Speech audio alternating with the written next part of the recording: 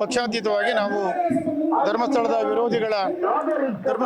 ಧರ್ಮಸ್ಥಳದ ವಿರುದ್ಧ ಅಪಪ್ರಚಾರ ಮಾಡುವ ಏನು ಜನರಿದ್ದಾರೆ ಅವರ ವಿರುದ್ಧವಾಗಿ ಪ್ರತಿಭಟನೆ ಮಾಡುವಂಥ ಪಾದಯಾತ್ರೆ ಮೂಲಕ ಮಾಡಿ ಇಲ್ಲಿ ಇವತ್ತು ಈ ಸೇರಿದ್ದೀವಿ ತಾಲೂಕು ಕಚೇರಿಯ ಮುಂದೆ.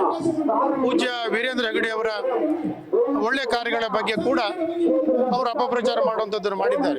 ಈಗಾಗಲೇ ಸರ್ಕಾರ ನಿನ್ನೆ ಸದನದಲ್ಲಿ ಗೃಹ ಸಚಿವರು ಮಾತು ಕೊಟ್ಟಿದ್ದಾರೆ, ಸರ್ಕಾರದ ಪರವಾಗಿ ಹೇಳಿಕೆ ಕೊಟ್ಟಿದ್ದಾರೆ.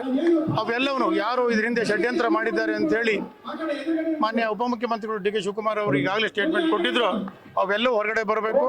ಯಾರು ತಪ್ಪಿತಸ್ಥರಿದ್ದಾರೋ ಅವರಿಗೆ ಕಾನೂನಿನ ಅಲ್ಲಿ ಏನು ಅತ್ಯಂತ ಘೋರವಾದ ಶಿಕ್ಷೆ ಇದೆ ಅದು ಕೊಡುವಂಥದ್ದು ಆಗಬೇಕು ಅನ್ನುವಂಥ ಒತ್ತಾಯವನ್ನು ನಾವಿಲ್ಲಿ ಮಾಡ್ತಾ ಇದ್ದೀವಿ.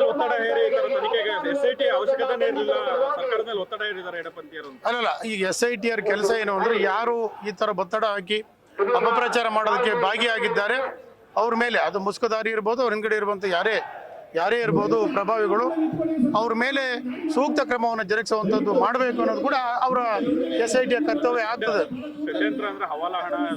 ಅಲ್ಲ, ಅದೇನು ಏನೇನಿದೆಯೋ ಗೊತ್ತಿಲ್ಲ, ಅದೇನೇನಿದೆಯಲ್ಲ ಹೊರಗಡೆ ಬರಲಿ. ಅವೆಲ್ಲವನ್ನು ಮಾಡೋದ್ರ ಮೂಲಕ ಮಂಜುನಾಥ ಸ್ವಾಮಿಯ ಭಕ್ತಾದಿಗಳಿಗೆ ಒಂದು ವಿಶೇಷವಾದಂಥ ಸಂದೇಶವನ್ನು ಕೊಡಬೇಕಾಗಿದೆ. ಇಲ್ಲ, ಅದರಲ್ಲೂ ವಿಶೇಷವಾಗಿ ನಮ್ಮ ತೀರ್ಥಹಳ್ಳಿಯವರು ಧರ್ಮಸ್ಥಳದ ಬಗ್ಗೆ ವಿಶೇಷವಾದಂಥ ಪೂಜ್ಯ ಭಾವನೆಯನ್ನು ಇಟ್ಕೊಂಡಂಥವ್ರು, ಹಾಗೆ ವೀರೇಂದ್ರ ಹೆಗಡೆ ಅವ್ರ ಬಗ್ಗೆ ಕೂಡ, ಅವ್ರ ಕುಟುಂಬದ ಬಗ್ಗೆ ಕೂಡ ಪೂಜ್ಯ ಭಾವನೆ ಇಟ್ಕೊಂಡಂಥವ್ರು. ಹೌದು, ಸ್ವಯಂ ಪ್ರೇರಿತ ಬಂದಾಗಿದೆ. ಜನರೆಲ್ಲ ಸ್ವಯಂ ಪ್ರೇರಿತರಾಗಿ ಯಾರು ಹಣಕಾಸು ಕೊಡುವಂಥದ್ದೆಲ್ಲ ಏನಿಲ್ಲ. ಅವರವರ ಖರ್ಚಿನಲ್ಲಿ ಅವರವರ ಭಾವನೆಗಳನ್ನು ತೋರ್ಪಡಿಸೋದಕ್ಕೆ ಇಲ್ಲೆಲ್ಲ ಸೇರಿದ್ದಾರೆ. ಅವರೆಲ್ಲರಿಗೂ ವಿಶೇಷವಾದಂಥ ಧನ್ಯವಾದಗಳು. ಮತ್ತು ವೀರೇಂದ್ರ ಹೆಗಡೆ ಅವರಿಗೆ ನಾವು ಇಡೀ ತೀರ್ಥಹಳ್ಳಿ ತಾಲೂಕು ನಿಮ್ಮ ಹಿಂದಿದೆ, ಇಡೀ ಏನು ಹಿಂದೂ ಸಮಾಜ ಇದೆ ನಿಮ್ಮ ಹಿಂದೆ ಇದೆ ಅನ್ನೋದನ್ನು ಹೇಳೋದಕ್ಕೆ ಕೂಡ ಬಂದಿದ್ವಿ ನಾವು. ನಮ್ಮೆಲ್ಲ ಮೊದಲನೇ ತೀರ್ಥಹಳ್ಳಿಯವರ ಮೊದಲನೇ ದೇವರೇ ನಮಗೆ ಮಂಜುನಾಥ ಸ್ವಾಮಿ ಮತ್ತು ಅಣ್ಣಪ್ಪ ಸ್ವಾಮಿ ಅಲ್ಲಿ ಅಮ್ಮನವರು. ಅದರಿಂದ ಅದರ ರಕ್ಷಣೆ ಮಾಡುವಂಥದ್ದು ಕೂಡ ನಮ್ಮೆಲ್ಲರ ಧರ್ಮ ಆಗ್ತದೆ ಅನ್ನೋಂಥದ್ದನ್ನು ಕೂಡ ನಾನು ಶಾಸಕರು ಹೇಳಿದ್ದು ಸರಿ ಇದೆ. ಇದು ಈಗ SITಯಿಂದ ಅವೆಲ್ಲೂ ಹೊರಗಡೆ ಬರಲಿ, ಯಾರು ಇದರ ಷಡ್ಯಂತ್ರ ಮಾಡಿದ್ದಾರೆ ಉಪಮುಖ್ಯಮಂತ್ರಿಗಳು ಹೇಳಿದ ಹಾಗೆ ಅದೆಲ್ಲ ಹೊರಗಡೆ ಬರಲಿ. ಬಂದ ನಂತರ ಅದು ಯಾವ ಮಟ್ಟಕ್ಕೆ ತನಿಖೆ ಹೋಗುತ್ತೋ ಅದು ಆಗಬೇಕದು. ಭಾಳ ವರ್ಷಗಳಿಂದ ಇದು ನಡೀತಾ ಇದೆ.